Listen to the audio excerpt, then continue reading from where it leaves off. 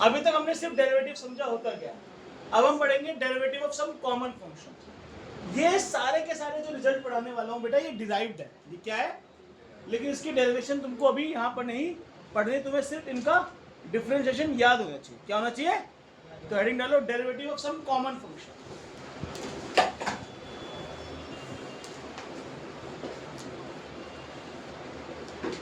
सिर्फ यहाँ पे देखो एक बार, अगर y इक्वल टू कॉन्स्टेंट हो जाए, क्या हो जाए, y इक्वल्स टू, तो तुम्हें क्या लगता है dy बाई dx क्या हो जाएगा, 0, क्योंकि कभी कांस्टेंट तो वेरी नहीं करता ना। इधर देखो बेटा, रुक जाओ, ये शब्द ध्यान से देखो, अगर y equal to x to the power n हो, x टू द पावर, तो इसका डिफरेंशिएशन होगा, याद रखना, nx n माइनस nx, जैसे कि एग्जांपल के लिए y equal to x to the power 3 है, तो क्या हो जाएगा dy बाई dx 3x क्या हो जाएगा 3x स्क्वायर, है ना। अगर भाई क्या करा, 3 को नीचे लिया, पावर को 3 माइनस 1 कर दिया, है ना, x to the power n में क्या हुआ nx n माइनस 1। अगर y equals to sine x है, क्या है, तो dy बाई dx क्या हो जाएगा, याद रखना cos x। अगर y equal to cos x है, क्या है पुत्र, क्या है जी, cos x, तो dy बाई dx क्या हो जाएगा, माइनस साइन x, क्या हो जाएगा। अगर tan x है, क्या है, y इक्वल्स टू क्या है, tan x है, तो इसका डेरिवेटिव याद रखना बेटा, नहीं वो पैटर्न नहीं चल रहा, यहाँ पे चेंज होता है, सीकेंट स्क्वायर x, क्या हो जाएगा। अगर y equal to cot x है, यहां पे पैटर्न चलेगा, माइनस cos x स्क्वायर, क्या हो जाएगा, माइनस cos x स्क्वायर, ठीक है। अगर y equal to secant x है, क्या है, तो dy बाई dx हो जाएगा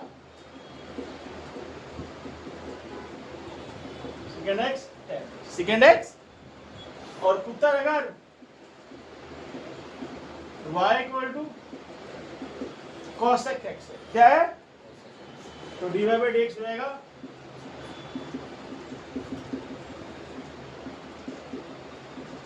minus cosec x cot x, minus cosec x, हाँ है ना, माइनस cosec x। दो फंक्शन ऐसे हैं जो मैंने अभी तुम्हें पढ़ाए नहीं, अभी पढ़ाऊंगा बाद में, मैं जब यूज पड़ेगा, बट उनका डेरिवेटिव याद कर लो। जैसे एक फंक्शन है log x, क्या बेटा, तो उसका डेरिवेटिव हो जाता है 1 बाई एक्स, क्या होता है। और ऐसी एक फंक्शन है एक्सपोनेंशियल फंक्शन, जिसको बोलते हैं e to the power x, क्या बोलते हैं, e to the power x dy by, तो उसका डेरिवेटिव हो जाता है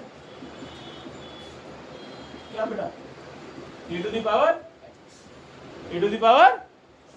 कोई डाउट, कोई डाउट, सब बढ़िया, चलिए नोट करिए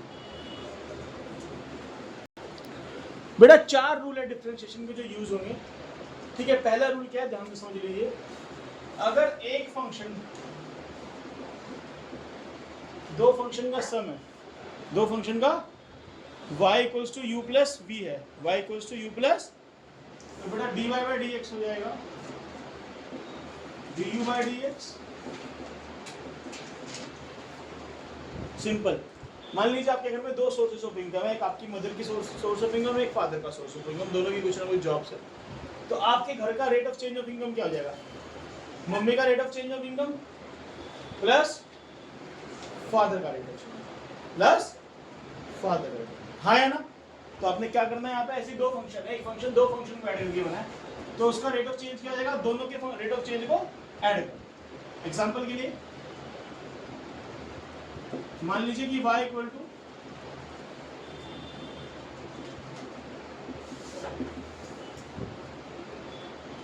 sign x plus log x है। क्या है? साइन एक्स प्लस, तो d y by d x क्या हो जाएगा? cos x plus 1 by sine x का differentiation cos x, log x का डिफरेंशिएशन 1 बाय x। सिंपली दोनों को ऐड कर दिया, हाँ है ना? ऐसे ही रूल नंबर 2 बेटा,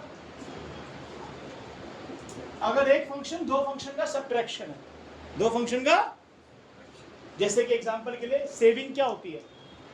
total earning minus expenditure, total earning minus, तो rate of change of saving क्या हो गया? Rate of change of earning, rate of change of minus rate of change of expenditure, हाँ है ना? तो d y by d x simply क्या हो जाएगा? मान लीजिए वाई सेविंग है, यू अर्निंग है और वी क्या है? एक्सपेंडिचर। तो d y by d x क्या हो जाएगा? D u by d x minus d v by d x, minus d v by, हाँ है ना? एग्जाम्पल के लिए मान लीजिए y equal to x cube minus sine x है, एक्स क्यूब माइनस, तो d y by d x क्या हो जाएगा? 3x square minus cos x, minus, ऐसी एरिया रूल है बेटा, प्लस हो गया माइनस हो गया, तो नेक्स्ट क्या होगा? नेक्स्ट क्या होगा?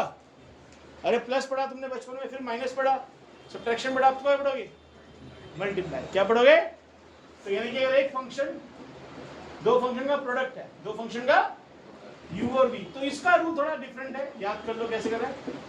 पहले फंक्शन को डिफरेंशिएट करो, दूसरे को एज इट इज मल्टीप्लाई कर दो, फिर दूसरे को डिफरेंशिएट करो और पहले को एज इट इज मल्टीप्लाई कर दो। पहले फंक्शन को डिफरेंशिएट करो, दूसरे को, फिर दूसरे को डिफरेंशिएट करो, पहले को।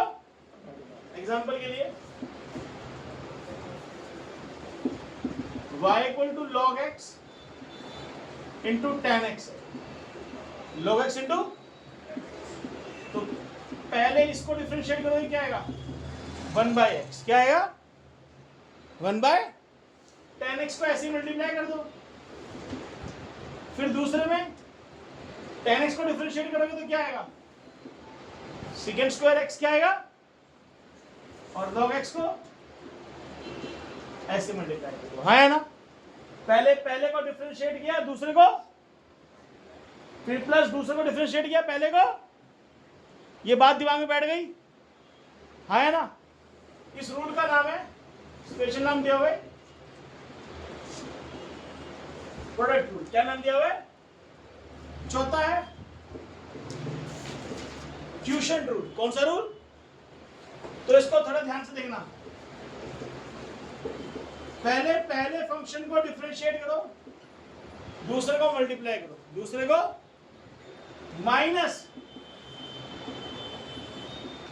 दूसरे को डिफरेंशिएट करो, पहले को डिवाइडेड बाय v का, पहले को डिफरेंशिएट किया, दूसरे को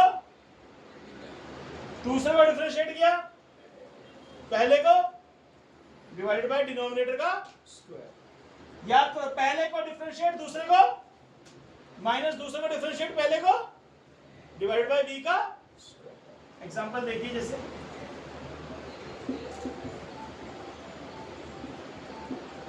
y equals to sin x by log x, sin x by, तो u कौन हो गया? sin x, और v क्या हो गया? log x। तो dy बाय dx क्या हो जाएगा? cos x, पहले को डिफरेंशिएट किया, दूसरे को मल्टीप्लाई किया, माइनस, है ना, डिवाइडेड बाय log x का स्क्वायर, है ना? कोई डाउट? इस रूल का नाम है क्या? Quotient rule. क्या नाम है? चलिए नोट करिए चारों को।